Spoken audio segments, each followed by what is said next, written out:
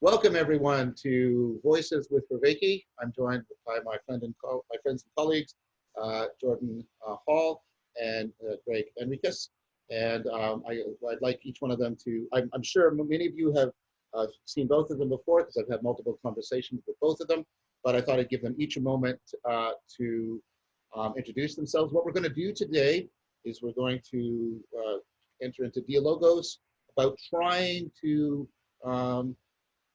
explicate and elucidate the connections between our works, our various work, and see what emerges from that. So who would like to go first in introducing themselves? I'll go ahead. Gregg Henriques, professor of graduate psychology at James Madison University, and interest in theoretical psychology, unifying psychology, so that we can guide our way toward wisdom in the 21st century. Nice. Yeah, so before we started the call, I mentioned that this kind of question is like almost intractable for me. And one of the things that I noticed is a very distinct sense of resistance to trying to create a finite set of semantics, particularly anything attached to this notion of my biography, because it almost certainly can't be the thing.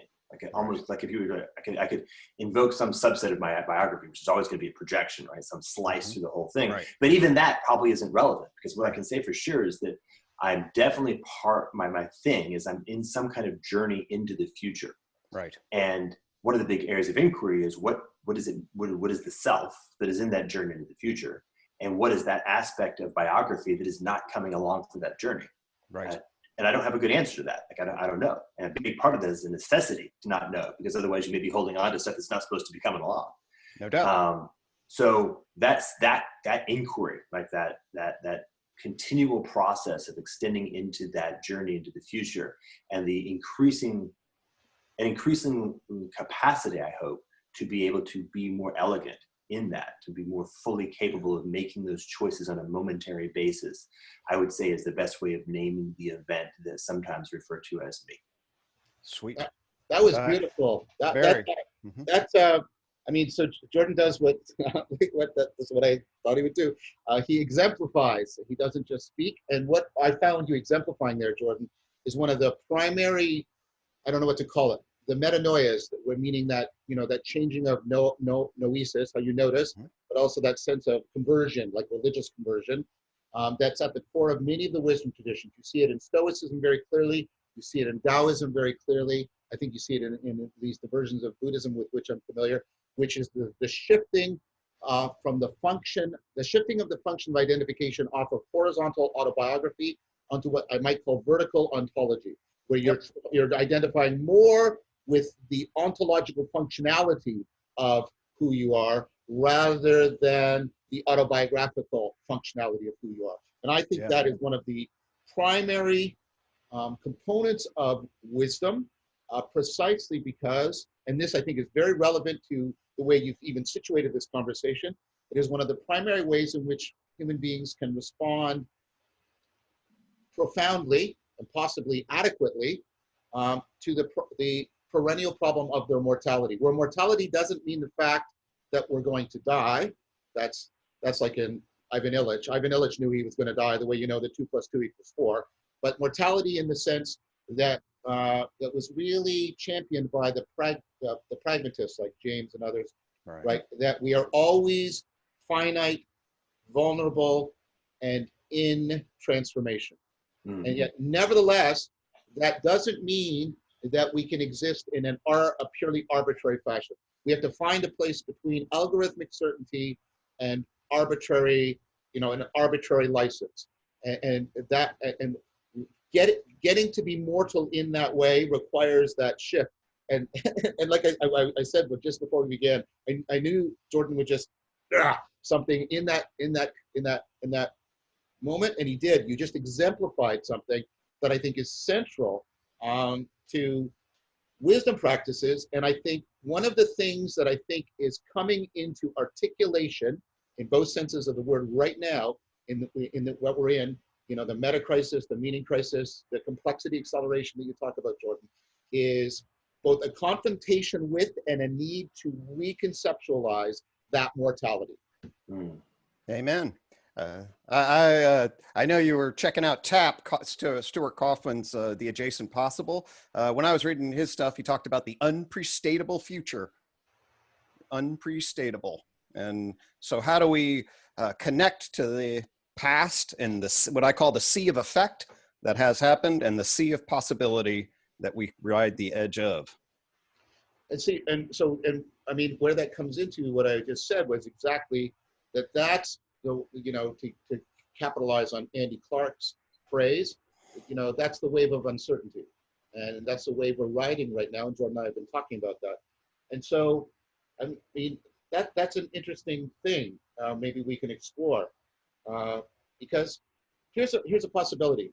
I'll throw it out and we'll see if it germinates. I think it obviously connects directly, immediately to a lot of what Jordan's doing, because I just tried to articulate that. And then, Greg, you and I have had discussions about spirituality within psychotherapy, in which I think one way we could talk about that is exactly this, that human beings have to confront deeply and come to appreciate their mortality as something not just in terms of their autobiography, but in terms of like a lot of the stuff you talk about. So, absolutely. Right. No, I mean, it's the, obviously the existentialist Frankl talks about the will to meaning, right? And fundamentally, how do we align ourselves across the levels and dimensions of our existence, yes. On the time continuum that places ourselves in a juxtaposed situation. When I built the Tree of Knowledge for the first 10 years, interesting enough to riff a little bit more, the metaphor, what I have, and I'll show you at some point, is ride the wave. That's what it was called, ride the wave. Hot, excellent, awesome. Check this out. So you got like uncertainty, and you got relationship with uncertainty, right? And there's basically 2 or 3 basic modes. Like one mode is uncertainty's out there, and you're like, oh shit, uncertainty, I'm going to pull back, right? Right. And in that mode, one of the subsidiary responses is, oh, I'm going to reduce the uncertainty, right? But that's actually coming from the disposition of pulling back in the context of uncertainty. Then there's this other mode, which we might call adventure. I hope uncertainty is the necessary condition for any kind of adventure. Exactly. So then the next thing is like that. I was feeling the felt sense of being a Polynesian, like way back in the day, and like I remember having a conversation with a new friend of mine about what was the felt sense of being a Polynesian, getting ready to go in the ocean. The key insight was this: there was this. We even talked about it, John. Faith. There was faith. Yeah. And it was faith in the sense of groundedness, right? For sure, no idea what lay beyond the horizon, and simultaneously, such a comprehensive connection with the milieu, so integrated with the ocean and all of its languages, that there was just a sense of connection, of groundedness in the uncertainty, that it was in fact continuous adventure. Like there was an openness into it.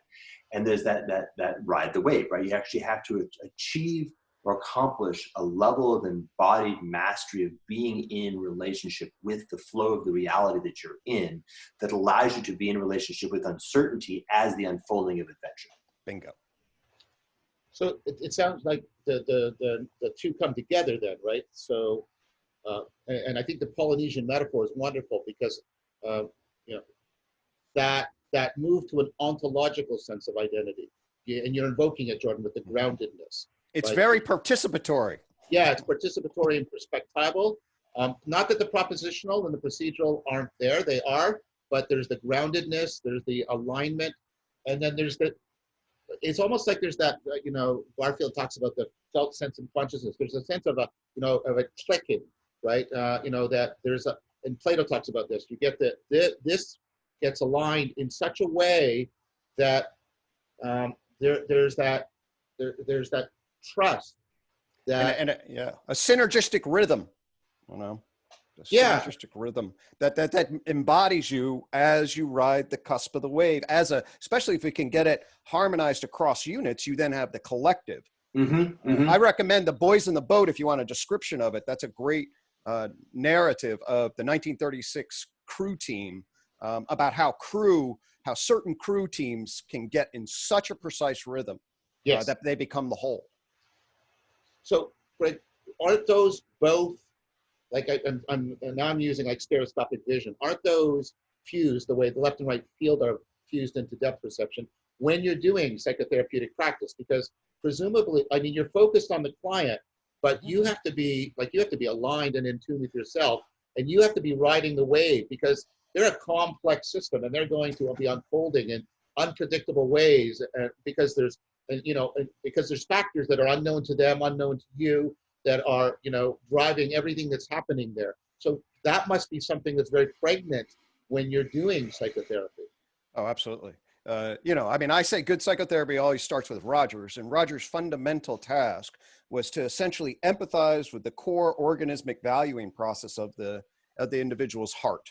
Okay. Right. And so you have to get through the social self and the conflicts and the shit, that is actually the defense against uncertainty and threat, right? That causes them to freeze, causes them to get rageful, causes them to flee, causes them to be obsequious. Those are sort of four poles in sort of, if you go into polyvagal theory, you can see that embodiment of defense. Okay. Right. You have to weave through that stuff and then start the process of honing and mirroring, so the person can actually be like, hey, wait a minute, there is potentially a way to harmonize with something inside of myself, my conscious self, and the other, and see that there's a potential here for this uncertainty to grow in a positive direction.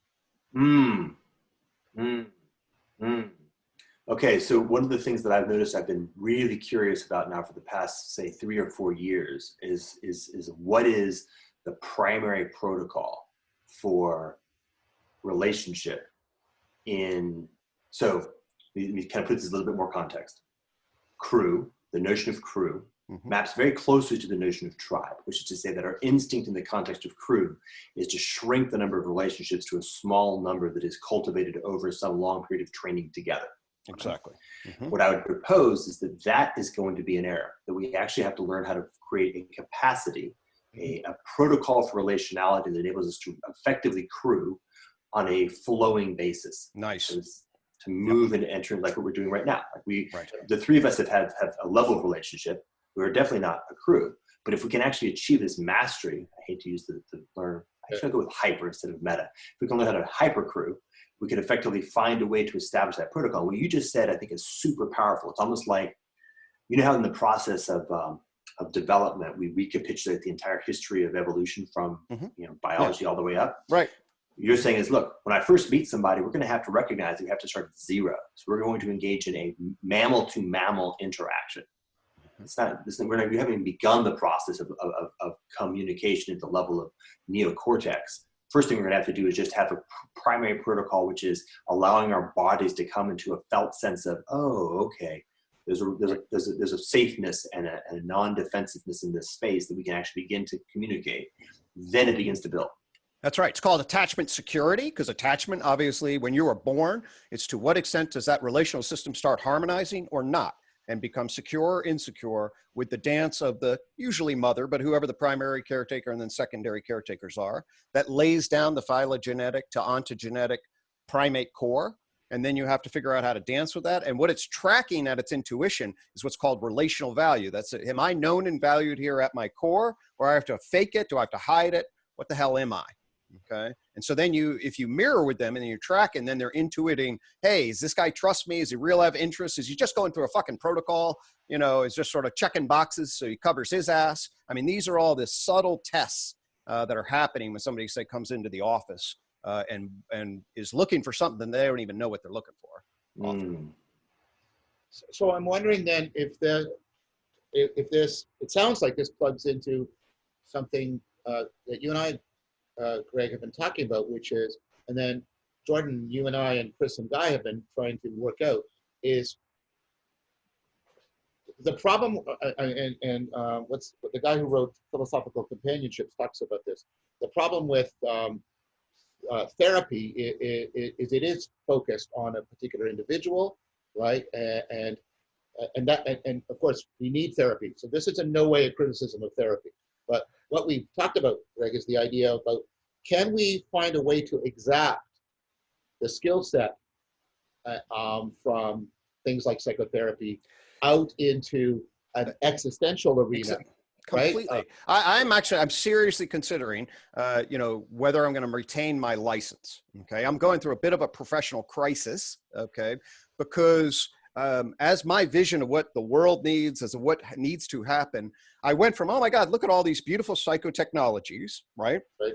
And then there are beautiful psychotechnologies that are now cloistered in professional offices, okay?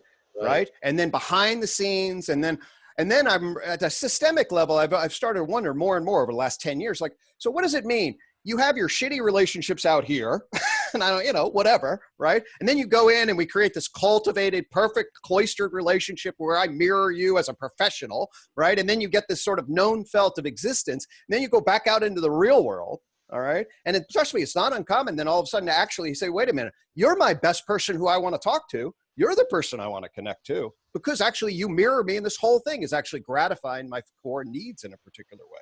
Well, hello.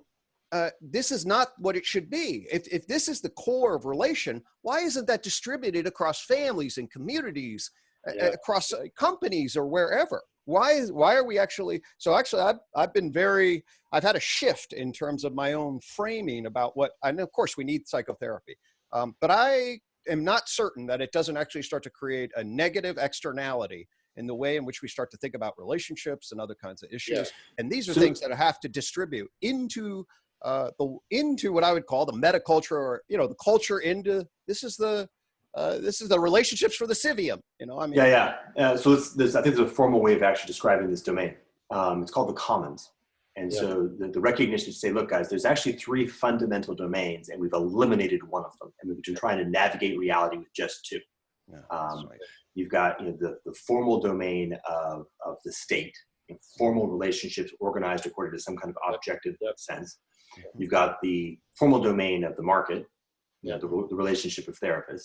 You've got the commons, right, which is actually more fundamental. It is the basis of the other 2. And what we've done is we've actually eliminated the commons almost entirely and moved it into one of those 2 categories. And what you're pointing out is that fucking hell, like, this concept of therapist is actually just called friend in the simplest version, right? And by the way, parent is a subsidiary of friend, right? It's just a different. If we go to Aristotle's version of what friendship is, absolutely. Of course, that's what we should be. Exactly. Right. So returning that, finding a way to, and by the way, I think that's also the answer to the point of the meaning crisis. Like the meaning crisis is nothing more or less than that. I think that's right. And that just drives me what I'm going to say next, because the place in which we try to practice the commons, and I'm going to introduce another term, because I think friendship, I think we've lost the Aristotelian sense too much. So I'm going to use a term that's somewhat archaic, but it's good. Fellowship. We used to have a capacity for fellowship with people.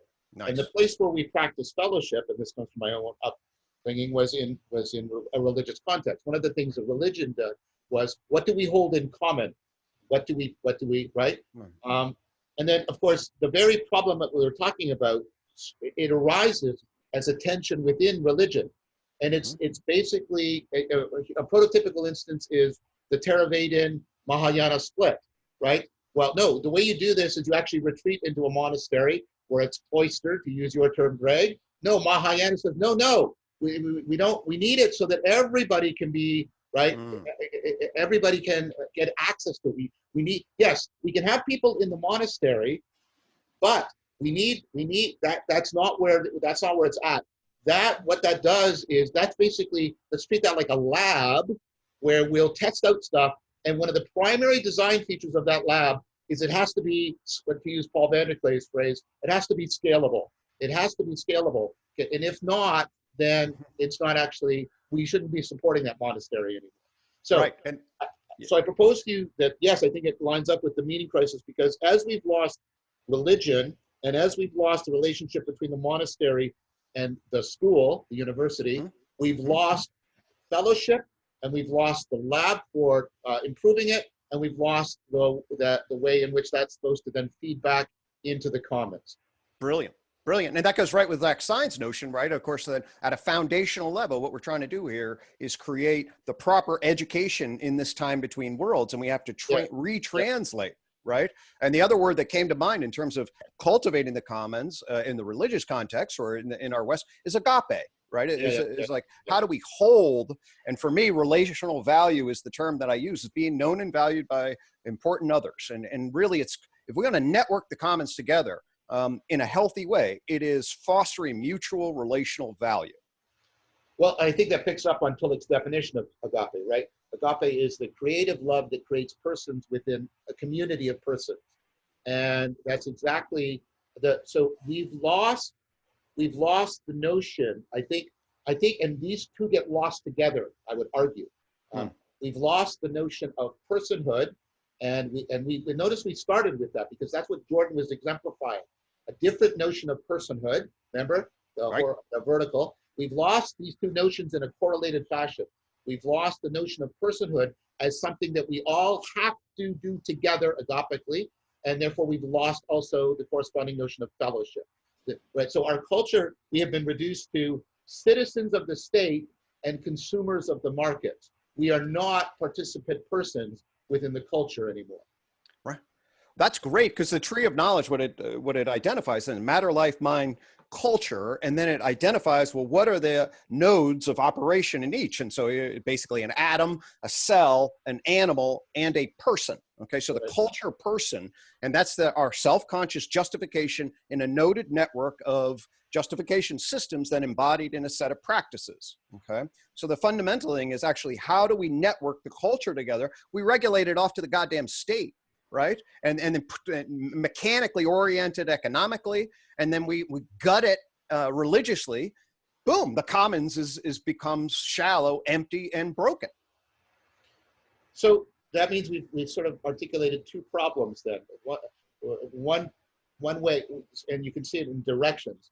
One is how do we, and I'm using this word very deliberately, how do we exact what we've learned from psychotherapy, and how do we exact what we can remember from our religious history, such that we can get what is needed now to get back what Jordan is calling the commons. And I've tried to give a little bit of grammar to that notion as the place in which, personhood and fellowship are the central things being cultivated. Brilliant. Yeah, my mind was turning to history. Yep. To the actual specific history that gave rise to where we are. Okay. Good. How did this thing come to pass? And then what does that tell us about how we might then proceed into the future? Excellent. Okay. And I was also integrating in the exterior, what we might call the socio-technical or the objective sociological mode. Right? So we're kind of doing the interior psychological. And it's we could do the same thing, and I think it's important to actually do it. So if you're looking at many of the biggest problems that we are facing today at the level of the objective has to do with the fact that we're trying to solve commons problems using markets and states. Yes. Well said. Brilliant. Excellent. Brilliant. That's a star that thing. Yeah, put a pin in that. Just say that again, Jordan. Double click. That is really good. That is really good. Say that again. And I should mention, by the way, and I'll actually I may have to actually literally take off and search for it, because I had a conversation maybe a week ago with a woman in Australia who is like going to be my primary mentor in this, because this has been her life's work, is exactly this question. And of course, there's Michelle Bowens and the P2P people who've been working on the commons question for quite some time. So there's a whole crew here. Right. Just kind of reference that crew in a big way. But so it's funny. I imagine, I'm almost sure that if we actually spent the time to look at it historically, there is a one-for-one correlation. Like, you guys know about the enclosure movement in England? No, I don't. All right, so I know vaguely about it. Yeah.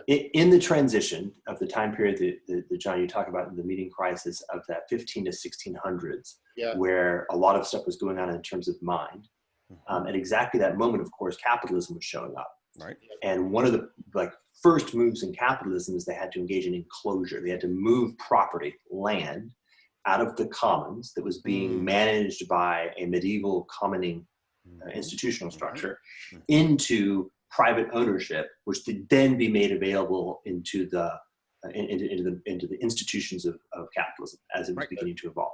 Right. So that move happened, right? That's we have a nice historical track of that, and played a huge role, particularly because it was England, was the place where it first happened. Okay. So the English were like, "Pop, this is what we have to do." So there's like a rendering available to an institutional structure that had certain kinds of, I would imagine probably locally optimal capacities, right? Rarely are these things entirely malevolent. They're usually just short-sighted.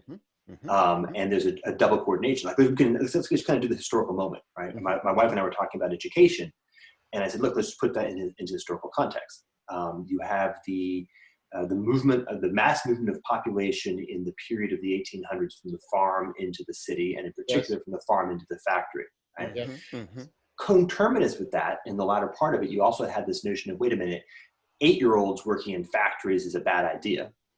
Oh, but wait, we want the parents to still be working in factories. So now we have to have a place to put the kids, right? So this is the beginning of the notion of educational institutions as daycare was actually a secondary effect of the emergence of the idea we should not put kids in factories, but no solution to the problem of how do we deal with the fact that we still want to put their parents in factories. Okay, we'll put them in schools. Right? So you actually glom daycare onto education. And the schools are set up like factories too.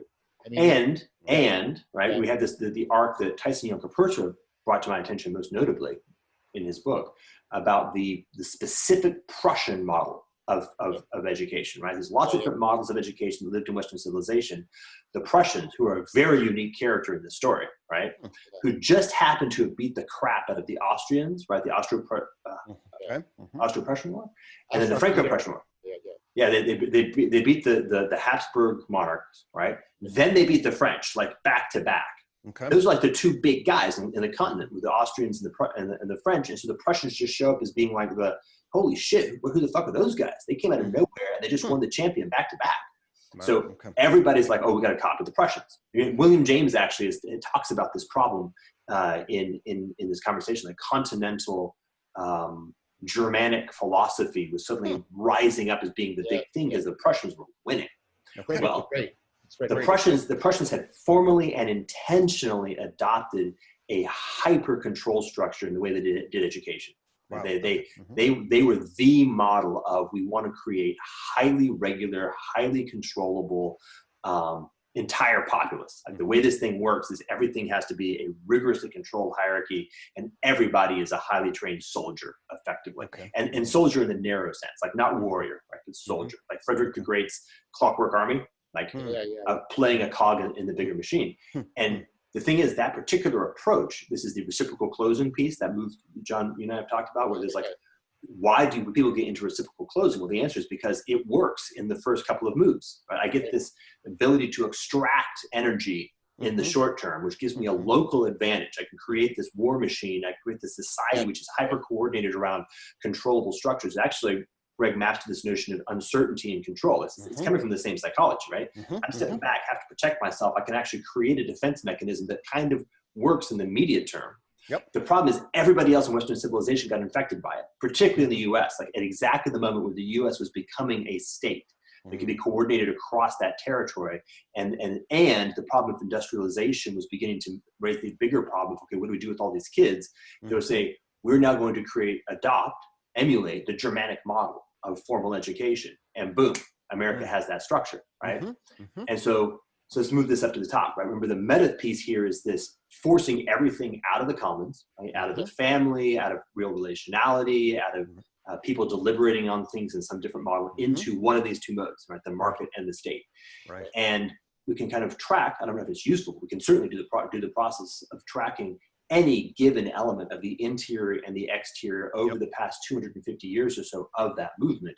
And that will then tell us a lot about where we are now. Like we can say how we got here, and it'll tell us a lot about where we are now. Right. And then the next question, of course, is where do we go? Right, right. Well, that reminds me, I work a bit with Lene Rachel Anderson. Her work on metamodernity, emphasizes the Nordic secret, which was the educational structures that the Nordic countries started to, which was basically character development. So they shifted and they basically took personal and communitas kind of development emphases, and that took them from a really difficult condition over 100 years to a flourishing society, at least relatively speaking. So the philosophy of education that Bildung, that's the term for it, that emphasizes a bit more personal development, a bit more character, a bit more community, and commons would have that commons flavor. So that is part of, to me, then the ideas about, well, what kind of educational process and what kind of orientation is appropriate, you know, for us in the current age, given the completely new landscape of problems and possibilities that we are facing. So, yeah, I'm familiar with that argument too, Greg. Thomas Bjorkman makes that argument. Yep. I mean, they wake it together, you know, Yeah, yeah. they're co-authors on. So it's interesting to try and sort of pair. So like when the enclosure movement is happening, you get the rise of Locke, right? And then you're going to get, and you've got the English Civil, you get the rise of individualism, which really goes well with both in the enclosure movement and with kind of the automatization of the individual that capitalism really works with. So, and then when you get depression and Frederick the Great, who's his philosopher? It's Kant. And with Kant, you get, right, you get the reduction. This is a little oversimplistic, but at least, this is at least how the popular version of Kant, if I can put it that way. You get the reduction of religion to piety and to duty.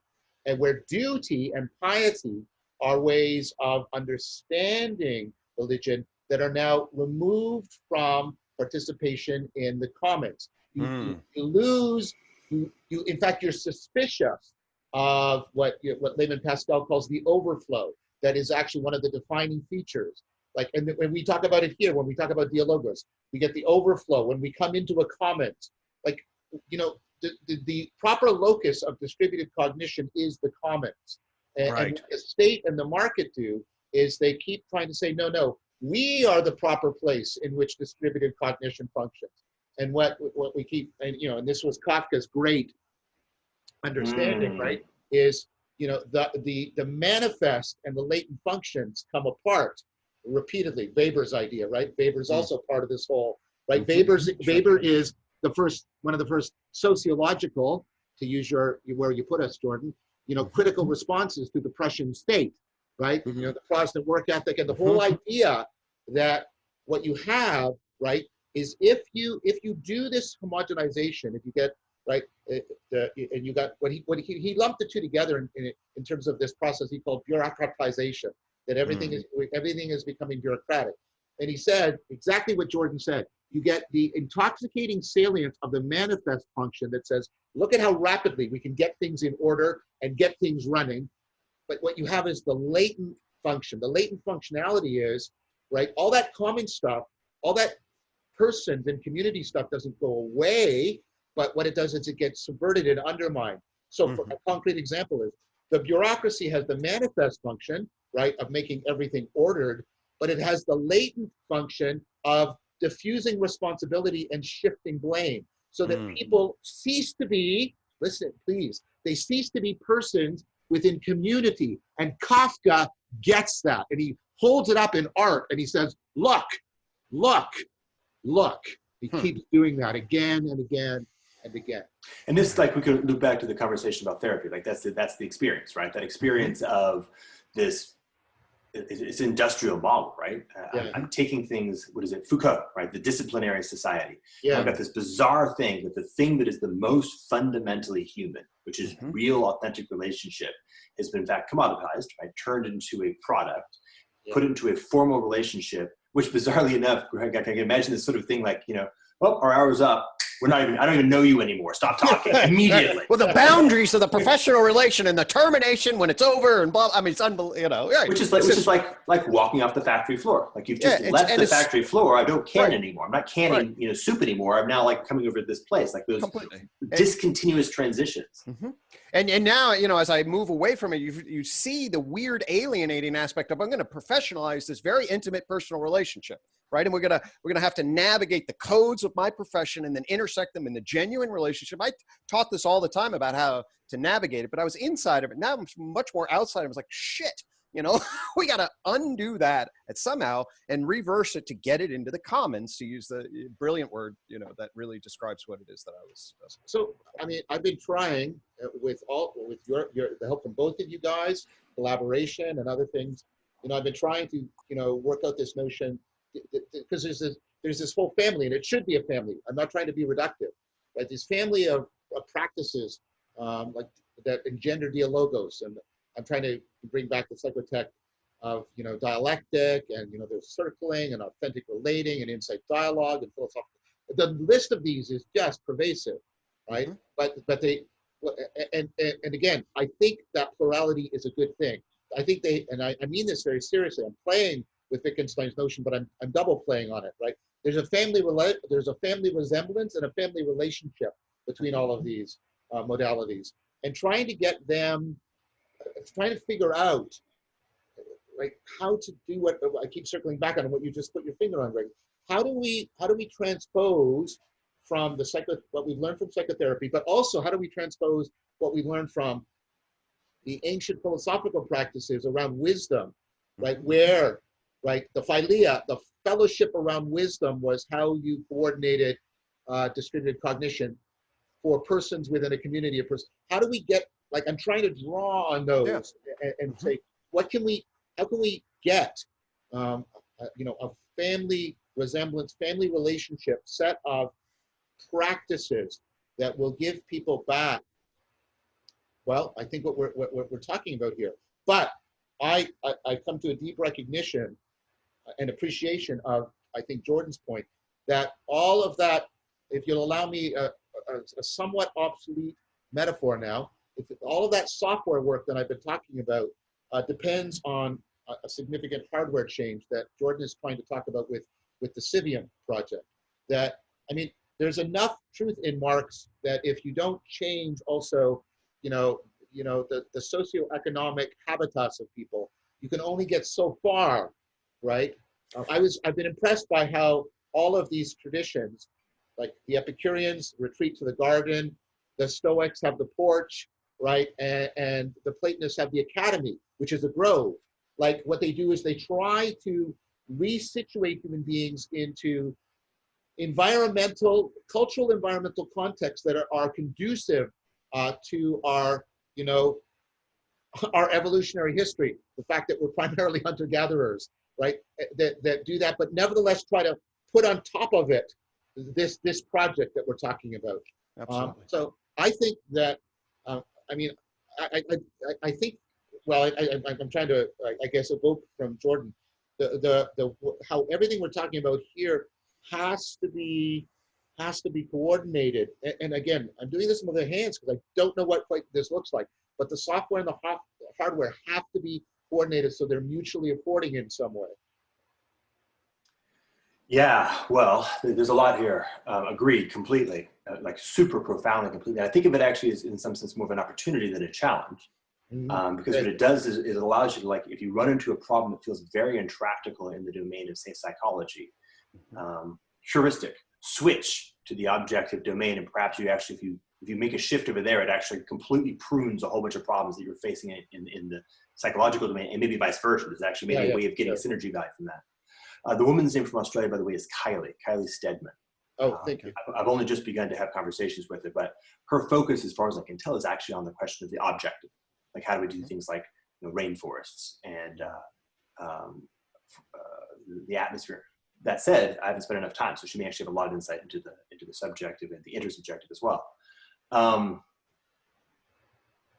Crap. Oh, okay. So one of the things that I saw as you were talking, John, was I was remembering the commentation about the notion that there's a right relationship between the monastery and the community. Yep. Right? Yep. And I think there's actually two roles there. Maybe one that's kind of been a little bit more secret, which is the relationship between the appendix and the gut biome. Right? Brett Weinstein points this out. It's like, hey guys, the appendix isn't actually it's not obsolete. What's the word? Vestigial. It's not vestigial. It's a place that holds, is so fully disconnected from the gut that the gut biome can be highly destroyed by lots of different environmental factors, and yet a microcosm of a full gut biome is stored in the appendix. Oh, and really? So what happens is it's basically a source of regrowth. So there's, like, the monastery actually plays two roles. On the one place, its cloistering enables it to survive and hold, to some level, the seed corn, the seed bank of culture codes, and also innovate on them, so that as the larger culture, like, becomes the ecosystem begins to degrade, there's a way to actually go back into the monastery and say, geez, we need to come back out of the monastery. Right. We shouldn't have done that appendectomy. We should have let that thing there so we can recalibrate. We can recalibrate, yeah. So oh, that's awesome. So there's something there too. Okay. Right? There's something about the reactivation of the monastery and the opening of the gates and the returning of the monks back into community to bring these culture codes back into community. But the problem you're naming is, that is it, man. And I think that aligns, Gregg, also with the conversations that we've been having around the notion of what's this transformational threshold, which is just basically the last move of culture space. Exactly. What's that thing? Right. So if we now situate ourselves in the landscape afforded by the tree of knowledge, you then sit yourself. So culture has evolved into a particular point, the culture person plane. This is the behavior of persons mediated by systems of justification that then legitimize informational control, both of our actions and of the material environment situated in on the ecology of the earth. Okay. But what the material culture was different, okay, separate. A tool, although an extension of mind, is not feeding back on our systems of justification in a particular way.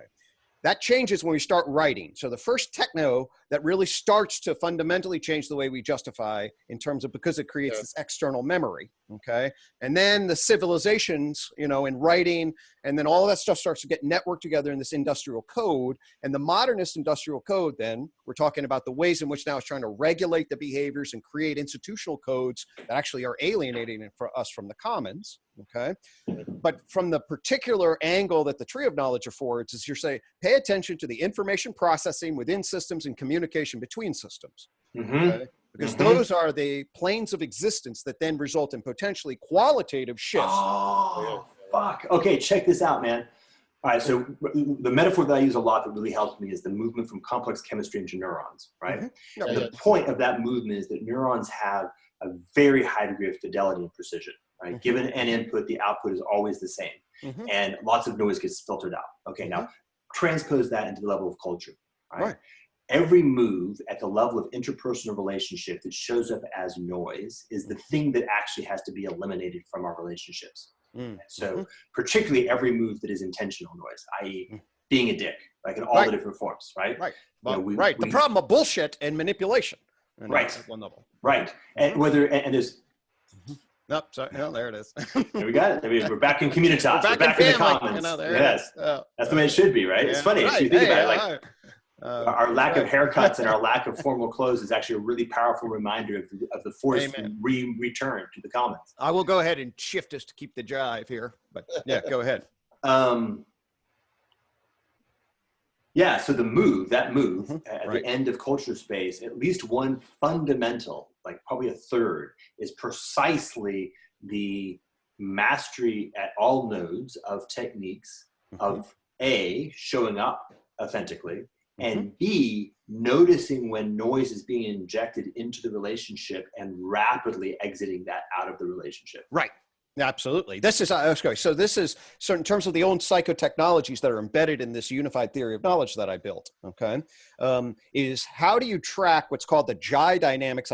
This is in the chapter I did for John's book. Jai dynamics refer to the justification, okay, so this is the frame of our language systems, our investments, what is the vector of the direction of our intention, okay, and the influence, which is how are we bouncing off of other people? And are Jai dynamics in harmony or not? Okay, so when we're jiving, Jai dynamics are in harmony. We have shared justification, we have shared intentionality, our investment systems are intertwined. Then, boom, something happens. You get kicked out, okay? Or you realize somebody's got different divergent paths, somebody's going to get hurt. Then you drop into your defense. Now you're going to protect yourself, you're going to justify defensively, you're going to move, you're either going to get fearful, aggressive, etc. Okay, so that's now all of a sudden you get bumped. And now all of a sudden there's a totally different harmony. This happens all the fucking time, right? All of a sudden somebody makes an accusation, somebody slips up, somebody does certain things. Now you're here, okay? So now that when that happens, that's the defensive place where bullshit and defense starts to occur, right? Then everybody's going to try to return to equilibrium. I'm going to try to get my justified state of being so my relational value is secure, so I'm a good person and you can't put me on trial and accuse me and cost me. That's where people go. And so then you pull in your defense attorney, lawyer, press secretary bullshit, and you start the process of, hey, I'm going to do this, okay? Now, active manipulators do this systematically, right? They're trying to then gain social influence. They don't give a shit about relational value, but they're actually going to manipulate the structure so the outside consequences, they get more influence in the end, all right? So both of those are very, very dangerous, all right? So you have to commit to a value structure, for me, be that which enhances dignity and well-being with integrity. Those are my big three meta values, which orient then the transcendent. Say this again. Say this again. Dignity. Okay, so this is a fundamental respect, and it actually goes to an ultimate aesthetic value, and basically it's the value of valuing humans.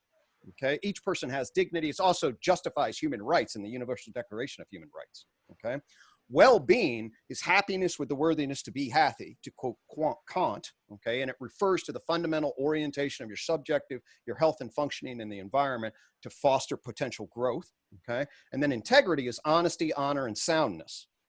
All right, so those are and there's tensions between those. All right, so I try to align my being with those big three.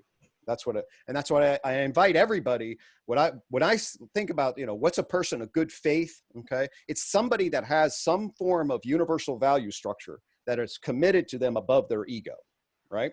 It's a love or some sort of notion, some ultimate concern that says, hey, it's more important than me, and I'm going to orient myself to that.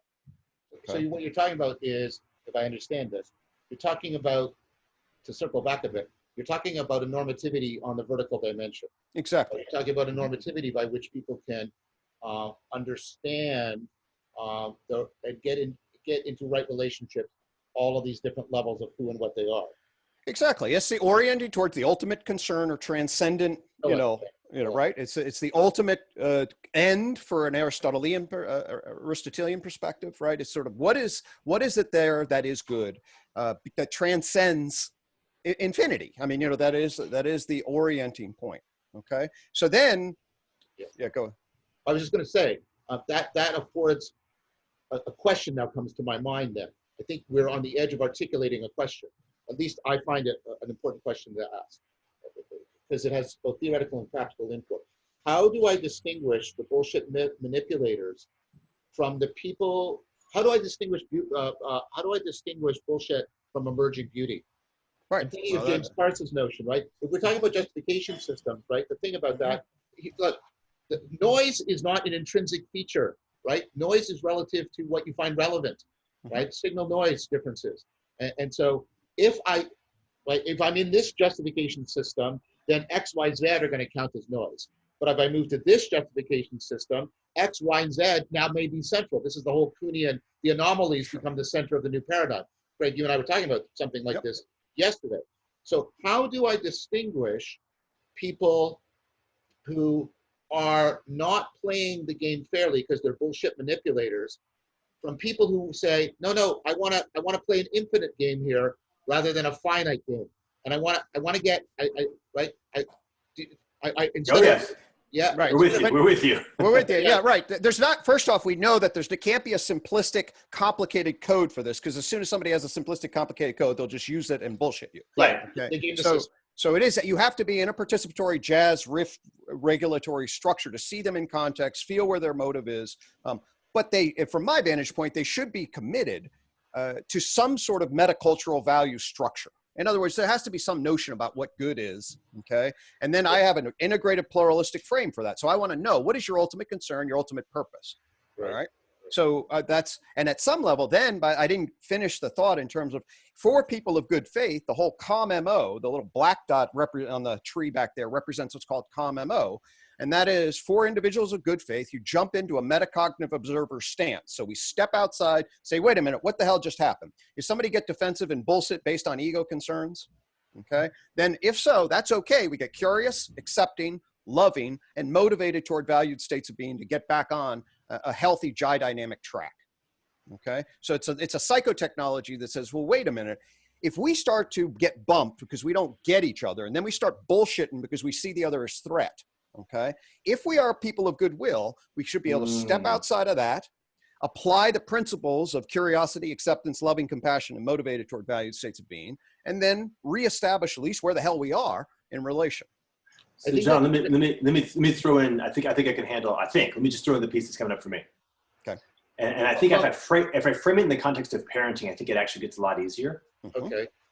Because what I'm talking about basically is boundaries. So this is the inverse side, right, of at least what Greg's bringing up. So I'm going to measure it in terms of my capacity, and by my, I mean whatever the we is, right, our intersubjective capacity to hold the other. Right. Yep. Right. Okay. Now, if the other is a hyper sophisticated sociopath, I'm just going to define it as my capacity to hold the other isn't adequate. Right? That's it. My ability to be in right relationship with you just isn't going to work. Right? I cannot find a way to get around that. Now, you're still asking the question of how do I, what's the signal that lets me know that that's what's really happening? But I'm going to step it back for a second before we get there, because the higher issue is, okay, there will definitely be circumstances in the immediate term all over the place, and in the long term still irreducibly, probably for a very long period of time, maybe forever, where our collective capacity to hold the other is inadequate to maintain the relationality. Yes. Therefore, we then need to have boundaries, right? Boundaries that emerge in that environment and hold the relationship at a level that it can be held appropriately. Exactly. Okay, that's that. And which, by the way, this actually shows up as like the Nordic version of jail. It's like, look, you've got this bad habit. You tend to kill people willy-nilly. We have not yet figured out how to move you out of that bad habit. So we're going to move you into a context where the right relationship can be held. And that's actually called a place that has walls that you can't get out of it. Yep. Right. But there's a very different vibe there, right? The vibe is very much one of, this is on a continuity of relationship, and it entirely has to do with we're both part of this game, right? Yep. I can't hold you, you can't hold me. There's something going on here, and it's a we that's the problem, and we're just trying to figure out how to get it into a place where the relationality can actually have continuity. It can completely. I've got a whole system of dimensions called the 5C dimensions, which layers where you are in intimacy, all the way from ultimate connection, which means you're fused, all the way down into conflicted and controlling, which means you're literally in conflict trying to control the other person. So there's a whole dimension. So the next thing I'm going to bring in is crude, right? And I don't like its crudity, but there's something also, I think, probably fundamental. So perhaps throwing it out there, which is, in some sense, going back to this notion of like the protocols built as a layer of stacks. And so my short answer to your question is, I know. I know. Like, I'm in interaction with an experience. If I just listen to the way my body is responding to the experience, if I just listen very closely, I know whether I'm about to experience something of tremendous joy and beauty, that there's actually struggle going on. The noise is noise in the context of a shared intent or a transcendent effort to create. And when the noise is actually having to do with something along the lines of deep levels of manipulation. But I can't say that my knowing is super high fidelity, right? I can't actually guarantee that I know for sure. And I definitely don't have a level of skillfulness in my knowing, my sense to be able to articulate it and express it well, clearly. And I definitely don't have a skillfulness of relationality to manifest that in a context that can actually bring it into the right place, right? But there's something about that stack, right? The reality of going back to our evolutionary history and saying, look, something about the, mammalian, like, or the social animal aspect, like somewhere in that stack, there was a huge effort to figure out how to actually have extremely high fidelity sensitivity to this particular move. And you're making a move in that domain. And, the space between my belly button and my scrotum is right now telling me that there's something off in the relationship. So we're gonna have to slow the fuck down. I don't know what's going on. Like, that's maybe part of the answer. Well, right. And actually go ahead, John. Yeah. This is all good, guys. But there's and I want to respond. I want to resonate with what both of you just said. There's something in both of it. But let me put what I think. There was one tail end of the curve that you were talking about, but I was actually I was concentrating on the other end. What I meant by this is, let me try it like this.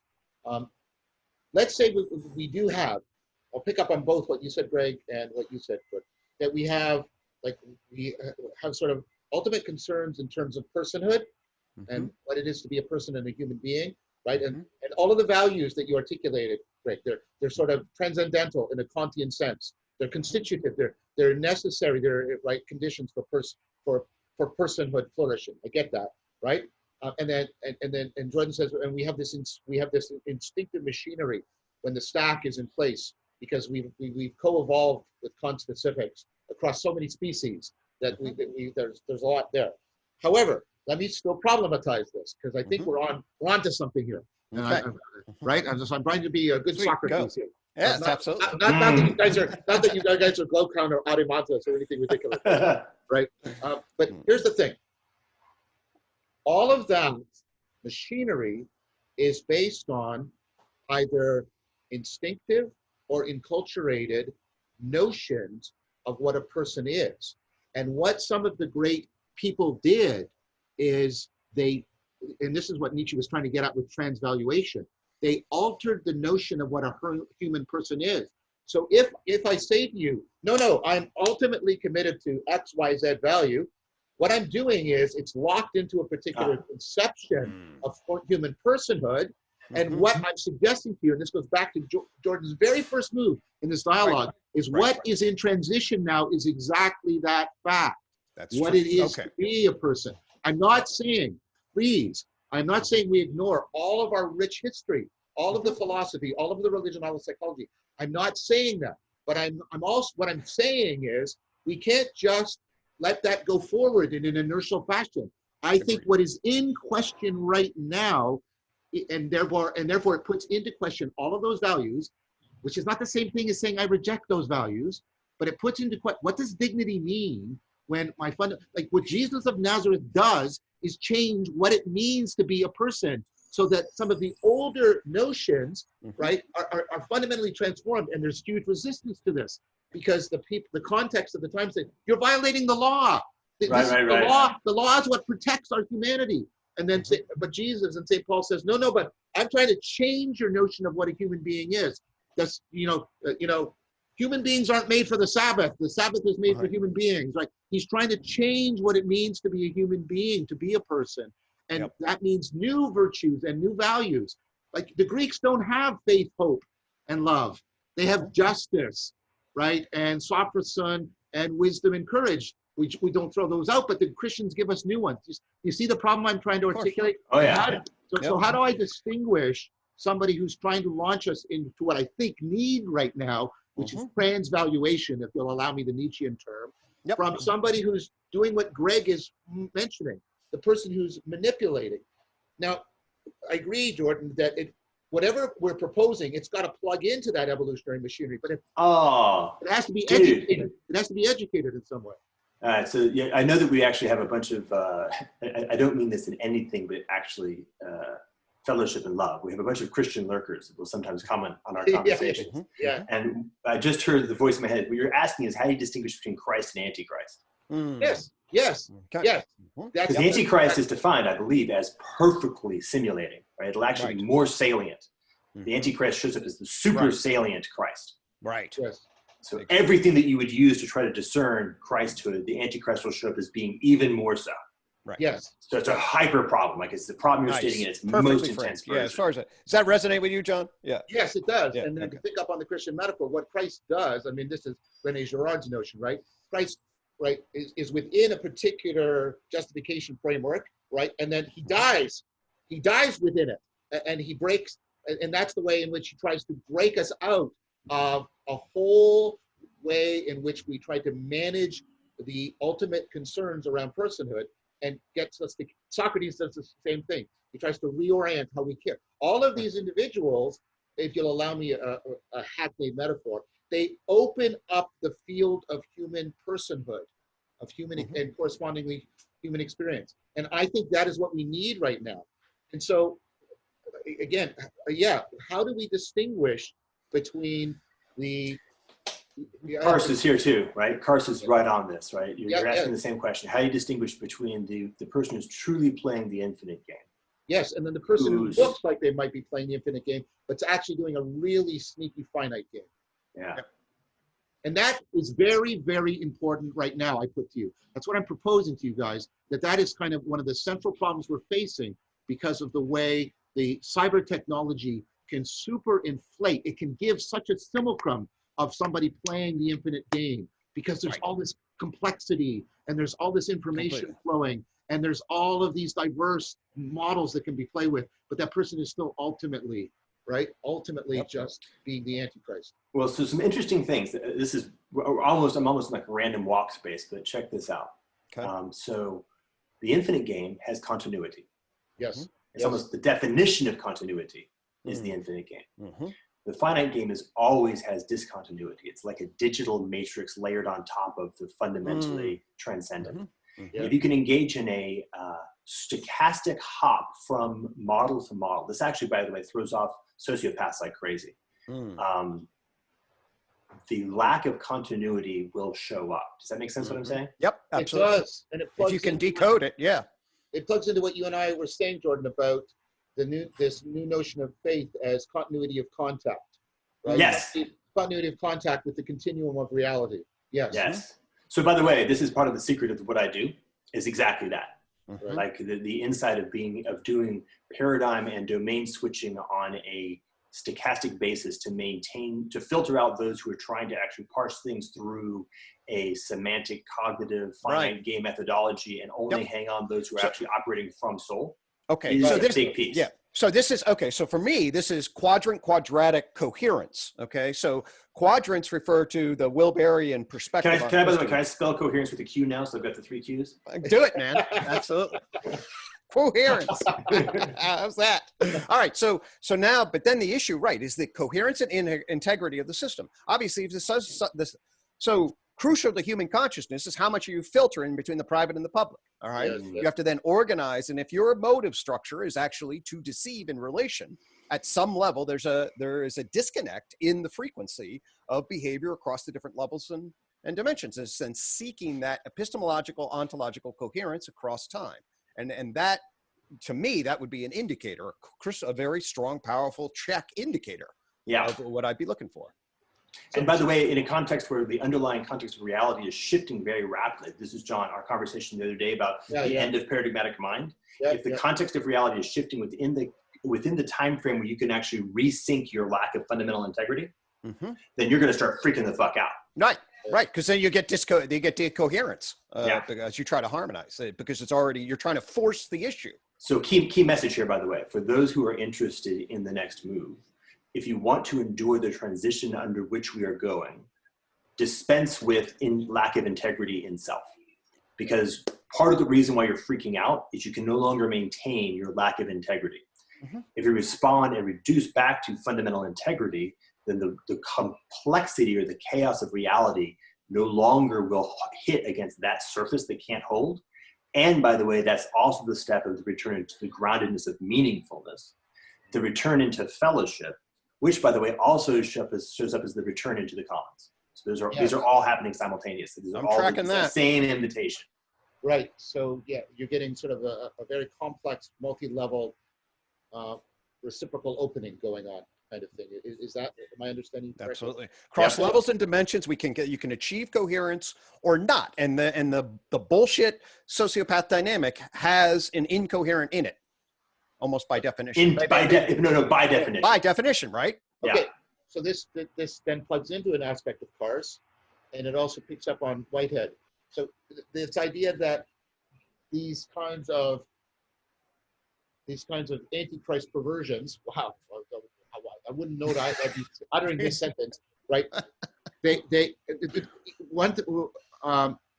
Whitehead said the one saving grace we always have is that evil is ultimately self-destructive.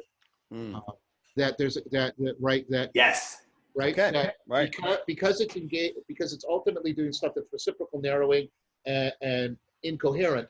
It ultimately is self-destructive, and this is why you see, so let's do the Prussian state. You know, the Prussian state is going to have difficulty long terms, and what you see is initially those states take off. Think of World War II. Germany takes off, right? But the Nazi state precisely lacks a capacity for self-correction, It has no capacity for continuity, and the democracies actually eventually overtake. Now, there's also all kinds of other, but their capacity for self-correction, where what's going on there then, if I understand it, and this is a Deweyan perspective, is that what the I don't know what to call it, there is, or maybe it Keats's idea of an ideal. We're looking for people who have a component of wisdom, enhanced relevance realization, that can discern when they are involved in a process that has the self-correcting capacity to maintain a continuity of development. Is that capturing it well? That's working for me. And I'll actually, let me track it into the updated tripartite model of consciousness. You know, so I'd say experiential phenomenological coming out of the whole brain. And the layer there is the attentional filter. Okay. Yeah. Where's the witnessing function pulling whole brain? Right. Then on top of that, you have a narrator that's narrating the witnessing function, what it's seeing, and creating a justification narrative of identity. Yeah. Then you have a public self that is now saying, I'm going to justify what it is that I'm doing in relation. Yeah. Right.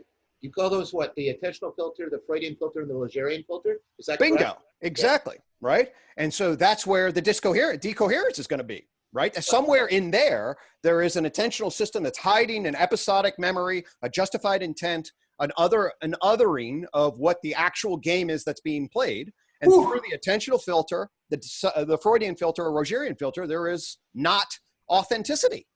So we're tracking the filters through the interface between phenomenology, narration, and public justification. Okay, so this is the Platonic argument, which is a compliment to you, Greg. It's not meant to be dismissive. The idea that outer justice, right, within the commons, has to be completely anagogically resonant with sophrosin, inner justice. Absolutely, right. You need the vertical horizontal coherence, or else you're not going to, right.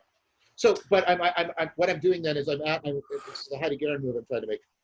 We've talked about the vertical, we've talked about the horizontal, but there's also, I mean, the horizontal isn't the same thing as the developmental. Right. Okay. Right. It's across the time dimension, right? At some level. But developmental. Okay. The time dimension when it's developmental. I mean, the horizontal could be time in one sense. I'm trying to propose it as a developmental axis. Right. I'm on it. I'm on it. And so I want to go ahead. Please. I wanted to quickly just invoke the Q continuum. Just FYI, that's my modification of the 3 Qs. In the sense that continuity, if it's continuity, is continuity with the whole. So we were just kind of looking at it from the lens of continuity, more or less in sort of the sense of self, and self and relationship. And then we did like intersubjective, but that notion of like the Polynesian continuity with the whole complexity of environment, the collective, and nature and the oceans and the birds, right? And continuity is continuity, right? Once you begin to hit on that and you can hold that and recognize that once you are out of integrity, you're out of integrity. With the whole universe. And once you're back in integrity, non-duality. Exactly. You're straight out back in integrity. And that's the journey. All right. That's good. That is good. The flow with nature, that's at the center of Taoism and at the center of Stoicism. All right. Being able to all the great wisdom traditions, right? Really, they plug you in, they transcend the ego, and then all of a sudden you're in a non-dual oneness.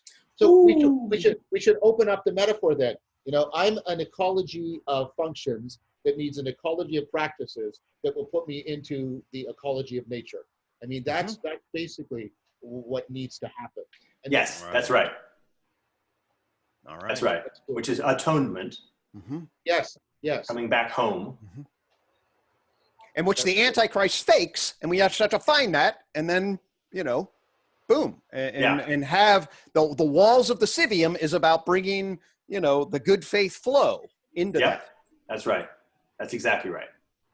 And then and the bounty is in fact the recognition that we live in a moment where within the context of the walls of the civium and held by the fellowship, the possibility of abundance is made real. Yes, absolutely. Yes.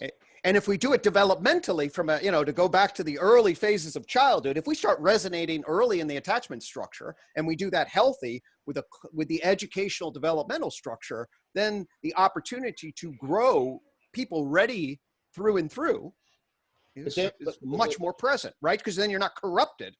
Yes, but then we need to change the educational system, and this is Zach Stein's argument, I think. I think we're all in. But this goes back to what I said. We have to move out of a model of person that is exhausted by the notions of consumer and citizen. We have to get we have to enrich the model of personhood. It is good and fine and right that we are talking about all the process, but people have to have they have to have a model of personhood that enables and affords and legitimates that process. Right. So that I came across this guy, Peter Osorio, developed a thing called descriptive psychology. I didn't know anything about it, but it's this little sort of, and crucial to him is what is a person? All right. And essentially what he articulates, very different than a human being. A person is what a human being learns to become. Yes. Okay. Right. And what he said is, I'll put it slightly in my language, but it's the capacity to justify yourself in a social stage and take account and responsibility for your actions. That's essentially what it is that a person is. Okay.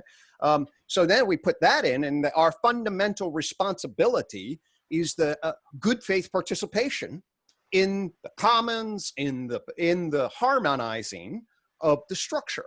Then now you have justifiable accountability. Now that the person then to become clean in relationship to that will become a concept that plugs in, I believe, to that structure.